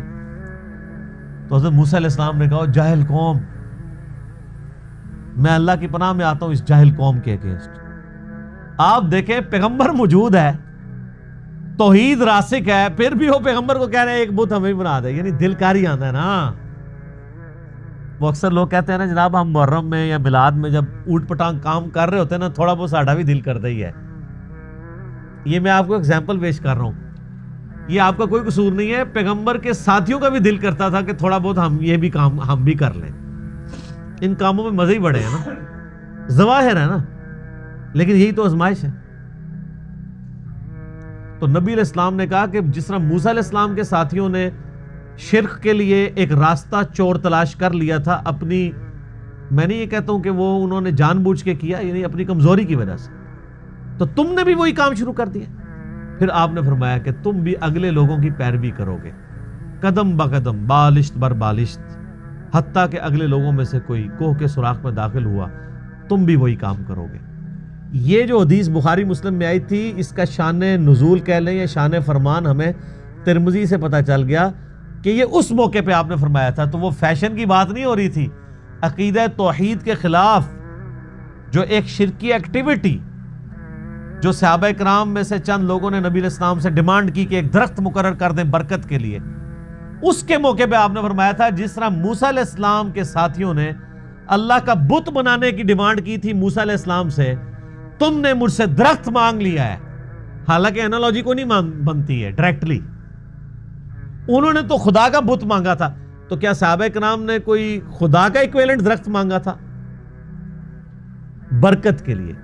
تو اصل میں امام الموحدین صلی اللہ علیہ وآلہ وسلم نے امت کو یہ عقیدہ دیا ہے کہ توحید کا مسئلہ بڑا سینسٹیو ہے. جو چیز بھی شرک کی طرف لے جاتی ہے، چاہے ڈائریکٹلی لے کے جاتی ہو یا انڈائریکٹلی، وہ منع ہے. آپ کے علماء آپ کو بے شک کہانیاں کراتے رہے، نہیں وہ ایک ذاتی ہوتا ہے، قطعی ہوتا ہے، ایک مستقل بذات ہوتا ہے، ایک غیر مستقل بذات ہوتا ہے، ٹھیک ہے جی، ایک محدود ہوتا ہے، ایک لامحدود ہوتا ہے. اے بوجھ پاؤ ساری شیواں. نبی علیہ السلام نے صرف ایک درخت مقرر کرنے کو کہہ دیا کہ یہ بت مقرر کروا رہے ہو تم مجھ سے. کس کو کہا؟ صحابہ کرام کو. آپ نے اتنی احتیاط کی، اور اللہ کا شکر ہے کہ یہ فرامین اور قرآن پاک محفوظ ہے، تبھی پوری امت گمراہ نہیں ہوئی. ادروائز یہ امت بھی اسی ٹریک کے اوپر 100% چل پڑتی جس طرح اگلے لوگ تھے. یہاں پہ بھی گمراہیاں آئی ہیں، لیکن ایسا نہیں ہوا کہ پوری کی پوری قوم نے شرک کرنا شروع کر دیا ہو، پوری امت ہی شرک میں مبتلا ہو گئی. اللہ تعالیٰ نے ابھی بھی دنیا میں لاکھوں لوگ ایسے ہیں جو توحید کے معاملے میں اتنے سینسٹیو ہیں کہ ان میں وہی توحید پائی جاتی ہے جو نبی علیہ السلام کی موجودگی میں آپ کے تربیت یافتہ صحابہ کرام میں جو قرآن کی توحید نبی علیہ السلام نے کوٹ کوٹ کے بھری تھی نا، وہی ان کے اندر آج بھی پائی جاتی ہے، اور بالکل کمپرومائز کرنے کے لیے تیار نہیں ہوتے. تو بات کہاں سے کہاں نکل گئی کہ یہ قوم نوح کے بھی نیک بندے تھے جن کی شروع میں تصویریں لٹکائی گئیں، اور اس لیے کہ جی جناب یہ بڑی برکت ہوگی، ان کو دیکھ دیکھ کے ہمیں بڑا جذبہ پیدا ہوگا. کہتے ہیں اولیاء کی زیارت کے لیے جایا کریں، ان کے مزارات کی زیارت کے لیے بڑا جذبہ پیدا ہوگا. کیا جذبہ پیدا ہوگا؟ اب تو نہ آپ کی وہاں پہ، یعنی پہلے تو عزتیں محفوظ نہیں تھیں، اب تو آپ کی جانیں بھی محفوظ کوئی نہیں ہے. دیکھ لیں آپ پچھلے دنوں جو لاہور میں ہوا ہے، تو اب تو لوگوں کی جانیں بھی محفوظ نہیں رہی ہیں. پہلے تو یہ آئے دن خبریں ملتی تھی کہ فلاں مزار سے جو ہے وہ کسی کی بیوی اغوا ہو گئی ہے، کسی کی بچی اغوا ہو گئی ہے، وہ حاضری دینے کے لیے گئی ہے لیکن وہاں سے اغوا ہو گئی. نہ حکومت بچا سکی، نہ روحانی حکومت بچا سکی، نہ جسمانی حکومت بچا سکی. جسمانی حکومت کون سی؟ یعنی ہمارے جو پولیس والے، رینجرز اور سیکیورٹی گارڈز وغیرہ بچارے. اور روحانی حکومت وہ کہتے ہیں جی وہ پنجاب جڑا فلانی گدی دے والے ہے، پنڈی فلانی گدی دے والے ہے، کراچی فلانی گدی دے والے ہے. اور روحانی حکومتیں بھی کوئی نہیں بچا سکتی ہیں، اور لوگوں کی نہ عزتیں محفوظ ہیں اور نہ پہ وہاں پہ لوگوں کی جان اور مال محفوظ ہے. میرے خیال ہے اب بھی اگر کسی کو سمجھ نہ آئے تو اس کو اپنی عقل کا علاج کروانا چاہیے. اچھا وہ آپ کو پتہ ہے نا، کچھ سال پہلے وہ 11 ستمبر کے دن کعبہ شریف میں کرین گری تھی، اور کچھ وہاں پہ حاجی جو ہیں وہ یا عمرہ کرنے والے زائرین وہ شہید ہو گئے تھے. تو وہ مزارات پہ بم پھٹنے والی جو پارٹی ہے نا، وہ بڑی خوش ہوئی تھی اس دن. ہاں بہت خوش ہوئی تھی، لیکن وہ اپنی خوشی کا ڈائریکٹ اظہار تو نہیں کر سکتے نا. ہاں جی، کلپ ان کے آئے، ان کی پھر فیس بک پہ پوسٹیں آئیں کہ ہاں جی جو ہمیں کہتے تھے کہ یہ جو بزرگان دین ہیں یہ قبروں کی حفاظت نہیں کرتے ہیں، تو تمہارے خدا نے کدھر کعبے کی حفاظت کر لی ہے. ہاں یہ باقاعدہ علماء کے ویڈیو کلپس موجود ہیں. اچھا اس سے ایک بات تو پتہ چل گئی کہ انہوں نے مان لیا کہ خدا ہمارا ہے اور بابے ان کے ہیں. سر مہربانی، ہم پہلے ہی کہتے ہیں وہ خدا آپ کا نہیں ہے. ویسے پیدا کرنے میں تو آپ کا کریٹر ہے، وہ تو ہندو سکھ عیسائی سب کا ہی خدا ہے. وہ ان معنوں میں تو سب کا خدا ہے، وہ شیطان کا بھی رب ہے. لیکن آن کرنے کے اعتبار سے آپ اس کو اس طریقے سے آن کرنے کے لیے تیار نہیں جس طرح ہم آن کرتے ہیں. تو لوگ اکثر پوچھتے رہتے ہیں جی اس کا کوئی جواب دیں. جواب کیا دینا ہے میرے بھائی؟ اللہ تعالیٰ کا تو کہیں دعویٰ ہی نہیں ہے کہ کوئی بسم اللہ پڑھ کے ساکٹ میں 2 انگلیاں دے دے تو اسے کرنٹ نہیں لگے گی۔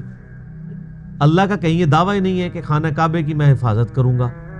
کس آیت اور حدیث میں لکھا ہے کہ کعبے کی حفاظت کی جائے گی؟ ایک ابراہ کے لشکر سے حفاظت ہوئی، وہ تاریخ انسانی میں ایک ہی واقعہ ہے، نہ اس سے پہلے ہوا ہے نہ اس کے بعد، اور وہ اس لیے کہ اس سال کو اللہ نے یادگار بنانا تھا، اس سال نبی علیہ السلام کی پیدائش ہونی تھی، تو ایک غیر معمولی معجزہ کیا گیا۔ اس کے بعد کیا یزید کے دور کے اندر خانہ کعبے کے اوپر چڑھائی نہیں ہوئی ہے، جس میں کعبے کی دیوار بھی جل گئی؟ صحیح مسلم میں آتا ہے غلاف کعبہ جل گیا۔ اس کے بعد عبد الملک بن مروان کے دور میں حجاج بن یوسف نے چڑھائی کی، پھر دوبارہ اس نے چڑھائی جب کی، پہلے مروان کے دور میں کی، پھر عبد الملک بن مروان کے دور میں، جس میں عبداللہ ابن زبیر کو شہید کر دیا گیا۔ ان کی لاش جو ہے وہ کتنے دن کے لیے ٹانگ دی گئی کعبے کے دروازے کے اوپر۔ وہ میرا آپ یوٹیوب پہ کلپ دیکھ لینا حجاج ابن یوسف کے اوپر، آپ یوٹیوب پہ حجاج ابن یوسف میرا نام لکھیں تو کلپ سامنے آ جائے گا، پوری ڈیٹیل میں نے صحیح مسلم شریف سے بتائی ہے۔ اس کے بعد صحیح بخاری میں حدیث ہے کہ قرب قیامت میں ایک پتلی ٹانگوں والا حبشی کعبے کی اینٹ سے اینٹ بجا دے گا۔ تو نبی علیہ السلام تو خود خبر دے رہے ہیں کہ کعبے کے ساتھ یہ ہوگا، کہیں قرآن و حدیث میں نہیں آیا کہ اللہ تعالیٰ حفاظت کرے گا۔ ایک چیز آئی ہے کہ دجال کعبے میں اور مدینے میں داخل نہیں ہوگا، وہ جو بڑا دجال آئے گا، یہ کہا گیا۔ باقی مکے مدینے کے اندر لوگوں کی جیبیں کٹتی ہیں، قتل ہوتے ہیں، بدکاری والے واقعات رپورٹ ہوتے ہیں، کیا کچھ نہیں ہوتا، تو اللہ تعالیٰ تو نہیں روکتا، کیونکہ دنیا بقدر ایفرٹ ہے، پکڑ آخرت میں ہونی ہے۔ لیکن آپ کا بزرگوں کے بارے میں دعویٰ ہے کہ جی بزرگ تو ایک نگاہ مار کے یہ کر دیتے ہیں۔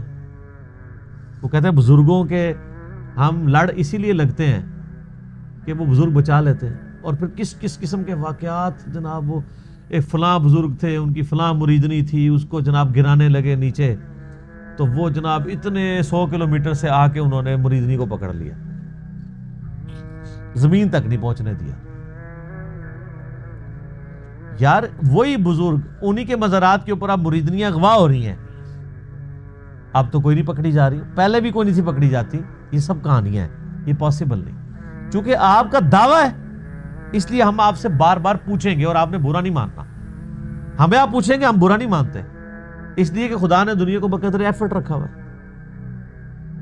دنیا میں اللہ نے بھوک مٹنے کا ذریعہ کھانے کو بنایا ہے، پیاس مٹنے کا ذریعہ پانی کو بنایا ہے، یہ نہیں کہا کہ سبحان اللہ کہو تو تمہاری پیاس بجھ جائے گی۔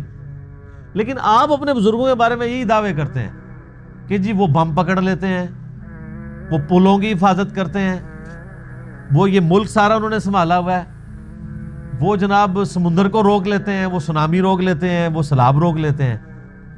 ہم نے کبھی یہ دعویٰ کیا ہے کہ اللہ تعالیٰ، ہم کہتے ہیں اللہ سیلاب بھیجتا ہے، سونامی بھیجتا ہے، اور جہاں اس نے بھیجنا ہوتا ہے وہاں بھیج دیتا ہے، کسی بزرگ کے بزرگ دا پیو بھی نہیں روک سکتا، کو روک کے بتائے۔ اچھا کہتے ہیں یہ روک رہے ہوتے ہیں، ان سے یہ پوچھا کریں یہ جو مصیبتیں یہ بھیج کون رہا ہوتا ہے؟ ارے کہتا نا بزرگ نے فلاں مصیبت ٹال دی، فلاں، یہ بھیجی کس نے تھی؟ تو پھر اللہ نے زیادہ ڈاٹے نے کہ ٹال دی تھی؟ نہیں، اور جتنی مصیبت اس نے بھیجنی ہوتی ہے نا اتنی ہی بھیجتا ہے وہ، جب ٹالنے کی باری ہے کوئی نہیں ٹال سکتا۔ آپ نے اکثر سنا ہوگا جی وہ کہتے ہیں جی وہ فلاں جو مزار ہے نا جی، وہاں پہ ٹرین آپ کو پتہ ہے کیوں کھڑی ہوتی ہے؟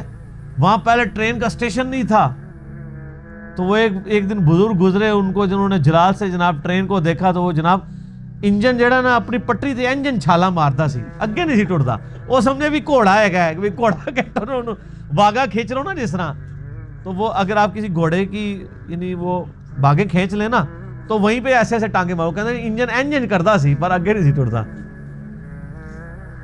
پھر جناب گورے نے مجبور ہو کے نا اتنے جناب سٹیشن بنا دیا۔ او اللہ دے بندے ہو، اللہ دا خوف کرو، شکر ہے کہ گوروں کو اردو نہیں آتی، پنجابی نہیں آتی، اور آپ کو انگلش نہیں آتی، ورنہ یقین کریں کہ گوروں کو مزاحیہ پروگرام لگانے کی ضرورت ہی نہیں تھی۔ ہمارے علماء کی صرف تقریریں لگا دیتے وہ.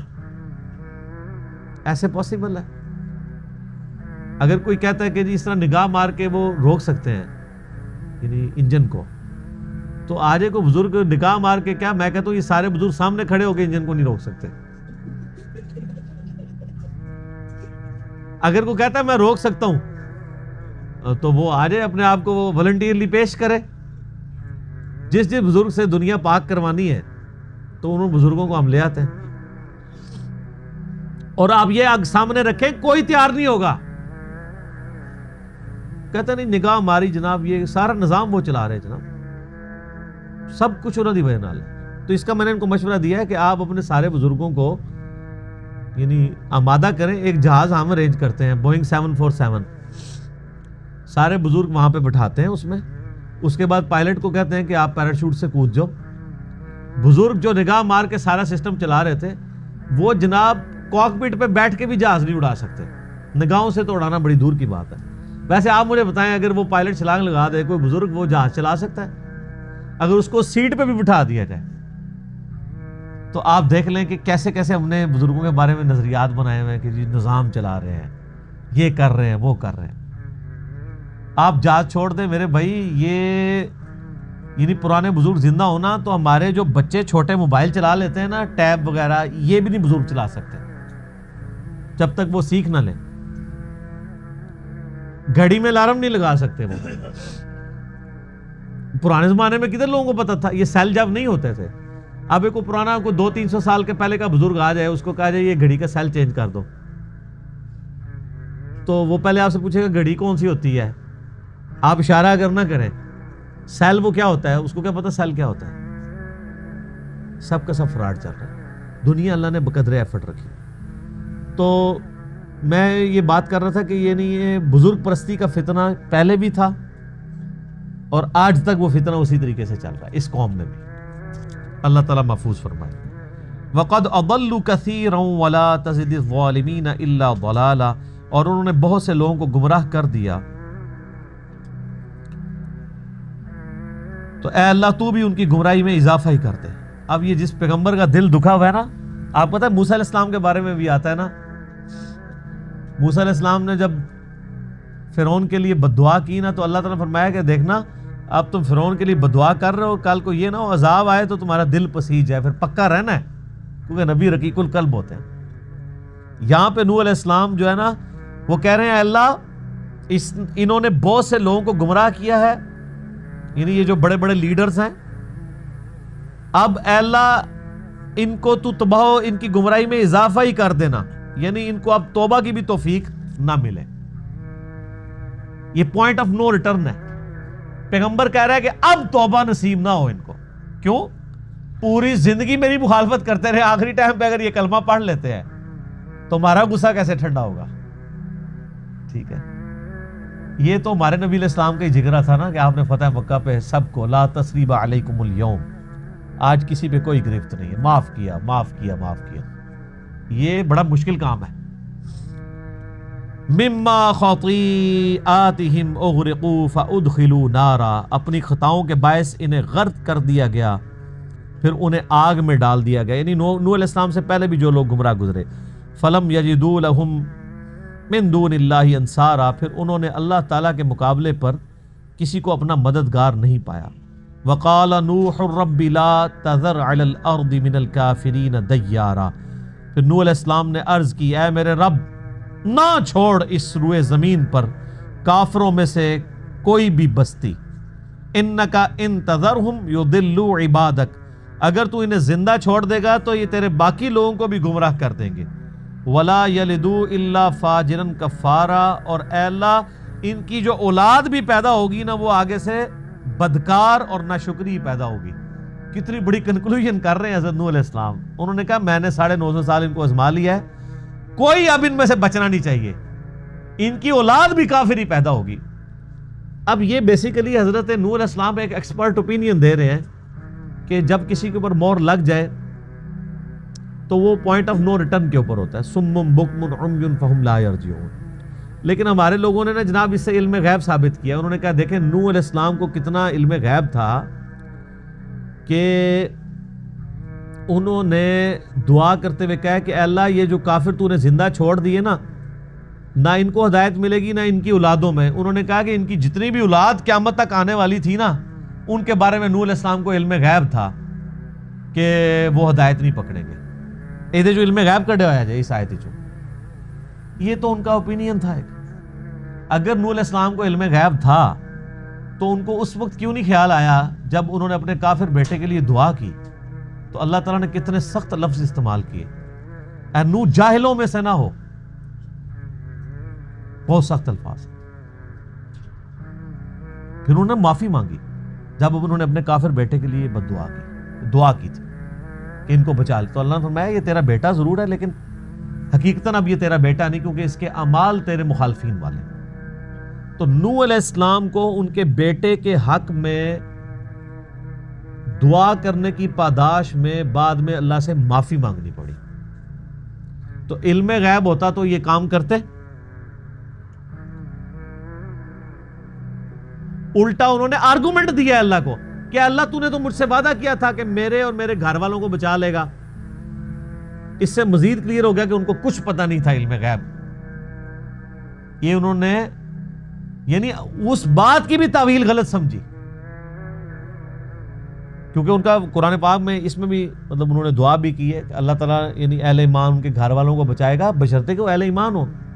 تو اللہ تعالیٰ فرمایا کہ میں نے تیرے گھر والوں کی گارنٹی دی تھی، لیکن ان گھر والوں کی جو ایمان لے کے آئے، تیری بیوی اور تیرا بچہ جو تجھ پہ ایمان نہیں لے کے آئے وہ نہیں بچیں گے. ایک بیٹا ان کا نہیں بچا اور ایک بیوی نہیں. اور وہ اللہ سے کیا آرگومنٹ کر رہے ہیں کہ اللہ تو نے تو وعدہ کیا تھا میرے گھر والوں کو بچائے گا. تو باقی گھر والوں کو بچایا نا، ساروں کو تو نہیں بچانا. تو جن کو اس چیز کا مطلب سمجھ نہیں تھا ان کے بارے میں آپ یہ کلیم کر رہے ہیں کہ انہیں علم غیب ہے قیامت تک آنے والی اولاد کا. جن کو اپنے گھر والے کے بارے میں بھی علم نہیں تھا، ڈائریکٹ بات کو بھی وہ نہیں سمجھے اور اس کی تعویل دوسری کی انہوں نے. اور پھر اللہ سے معافی مانگی. پھر اللہ نے جب ڈانٹا تو قرآن پاک میں ان کی معافی بھی نقل ہوئی. اور یہ معاملہ یہاں ختم نہیں ہوگا.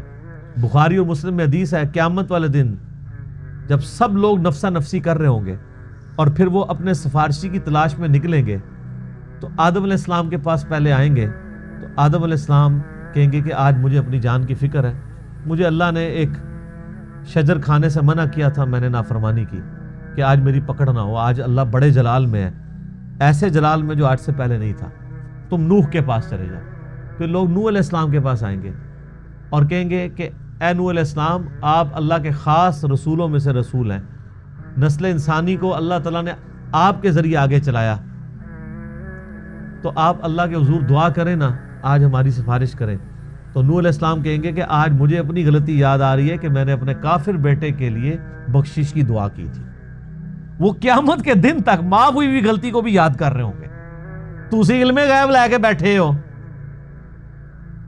قرآن میں فٹ ہی نہیں بیٹھتی یہ باتیں. یہ پچھلے دنوں میرا جو کلپ ہے دہشت گردی کے حوالے سے، اس میں نے اسامہ ابن زید رضی اللہ تعالیٰ عنہ کے بارے میں بتایا کہ ان سے ایک جنگ میں ایک کافر کے ساتھ لڑائی کے دوران کافر جب نیچے آیا ان کی تلوار کے نوک کے، اس نے کلمہ پڑھ دیا ڈر کے. انہوں نے پھر بھی اسے قتل کر دیا. لیکن دل میں اب کلک تھا، جا کے حضور علیہ السلام سے خود ہی اپنا معاملہ بیان کر دیا کہ یا رسول اللہ اس طرح اپنی شکایت خود ہی کر دی. آپ فرمایا تو نے کلمہ اس نے پڑھ لیا تھا تو نے اسے کیوں قتل کیا؟ کہ یا رسول اللہ اس نے ڈر کے پڑھا تھا. آپ فرمایا تو نے اس کا دل چیر لیا تھا. اسامہ تو کیا کرے گا جب وہ کلمہ پڑھتا ہوا اللہ کے حضور کھڑا ہو جائے گا. اور اس جملے کو آپ ریپیٹ کرتے رہے، اسامہ تو کیا کرے گا، اسامہ تو کیا کرے گا، اسامہ تو کیا کرے گا. تو آج اس حدیث کے اس پورشن کے اوپر بھی ذرا غور کریں کہ اسامہ بن زید کو نبی علیہ السلام فرما رہے ہیں تو نے اس کا دل چیر کے دیکھ لیا تھا کہ اس نے ڈر کے کلمہ پڑھا یا حقیقتاً پڑھا ہے. تو ان کو کہنا چاہیے تھا یا رسول اللہ آپ کے تو امت کے ادنا ادنا غوث اور کتب ابدال علم غیب جانتے ہیں، تو میں تو اولیاء اللہ کا سردار ہوں، میں تو صحابی ہوں، تو میں نے واقعی یا رسول اللہ دل چیر لیا تھا. نا یہ بھی تو مطلب نکلتا ہے. اور اس سے یہ بھی عقیدہ پتہ چل گیا کہ نبی علیہ السلام فرمایا کوئی کسی کا دل چیر کے نہیں دیکھ سکتا اس کے اندر کیا ہے. علم غیب کوئی نہیں جانتا. یہ آپ کو تو کہانیاں کراتے ہیں نا، یہ شان ہے خدمت گاروں کی، سرکار کا عالم کیا ہوگا، کہتے ہیں نا. اور خدمت گار کون ہوتے ہیں؟ وہ ان کے اپنے بابے. جب ہم کہتے ہیں یار صحابہ کی بھی کوئی کرامات، وہ کہتے ہیں نہیں صحابہ کرام تھے، ایک وڈا تو وڈا غوث بھی ہوئے نا جی، وہ صحابی کی جوتیوں کی خاک کے برابر نہیں ہو سکتا. تو جو تھوڑے غوث جن کی جوتیوں کی خاک کے برابر نہیں ہیں، ان کو جب نبی اسلام کہہ رہے ہیں تو نے دل چیر لیا تھا، تو بیچارے خاموش ہو گئے ہیں. آپ کے غوث تو دل بھی بانٹ لیتے ہیں. سب کہانی ہے سر. قرآن و حدیث آپ کہیں سے بھی پڑھیں نا، ان کے عقیدے کی گمراہی آپ کے اوپر واضح ہو جائے گی، فٹ ہی نہیں بیٹھتی چیزیں. تو یہاں پہ انہوں نے اپنا ایک اوپینین دیا کہ یا اللہ یہ پوائنٹ آف نو ریٹرن پہ تیری طرف سے مول لگ چکی ہے، ان کی اولاد بھی نہ شکری ہوگی. رب اغفر لی ولوالدی ولمن دخل بیتی مؤمنا وللمؤمنین والمؤمنات. اے میرے رب بخش دے مجھے بھی، میرے والدین کو بھی، اور میرے گھر والوں میں سے بھی جو ایمان کے ساتھ میرے ساتھ داخل ہوئے، اور مومنین میں سے بھی اور مومنات میں سے بھی، مومن مرد عورتوں میں سے بھی. ان کو پھر نوح علیہ السلام کو حکم آیا، اللہ تعالیٰ نے حکم دیا، سورہ ہود میں ڈیٹیل آتی ہے کہ تم ان کو اپنی کشتی میں سوار کرو. پھر اللہ تعالیٰ کے حکم سے وہ چلتی رہی. پھر دعا بھی انہوں نے کی، بسم اللہ مجریہا و مرساہا ان ربی لغفور رحیم ولا تزد الظالمین الا تبارا. اور کفار کی کسی چیز میں اضافہ نہ کر بجز ان کی ہلاکت اور بربادی کے. اہل ایمان کے لیے دعا انہوں نے کی کہ ان کو بچا لے، اور اے اللہ کافروں کے لیے اب صرف تباہی آنی چاہیے، توبہ والا معاملہ نہیں ہونا چاہیے.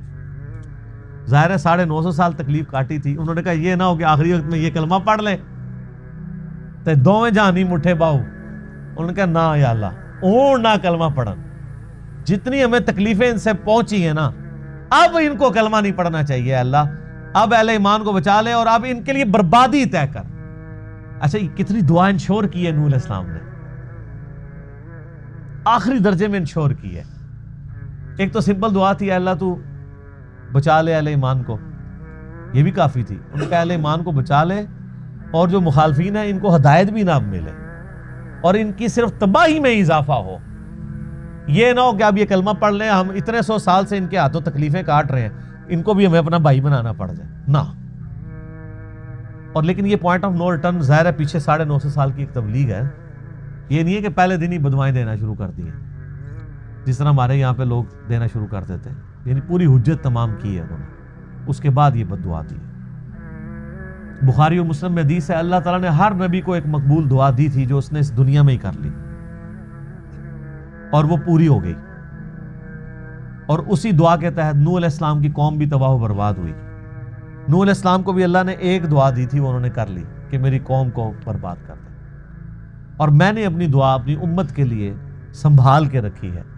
قیامت والے دن میں اپنی اس دعا سے اپنی امت کے لیے شفاعت کروں گا، اور میرے ہر امتی کو میری شفاعت کا نفع پہنچے گا، سوائے اس شخص کے جس نے دنیا میں اللہ کے ساتھ کسی قسم کا شرک کیا ہوا. مشرک کے لیے میری شفاعت کوئی نہیں. شرک is the most sensitive issue in the sight of اللہ. شرک کی ڈیٹیلز کے لیے مسئلہ نمبر 3 اور مسئلہ نمبر 43 میں نہ دیکھ لیں. اللہ تعالیٰ سے دعا ہے جو حق بات میں نے کہی اللہ تعالیٰ ہمارے دلوں میں راسخ فرمائے. اگر جذبات میں میرے منہ سے کوئی غلط بات نکل گئی اللہ تعالیٰ ہمارے دلوں سے معاف کر دے.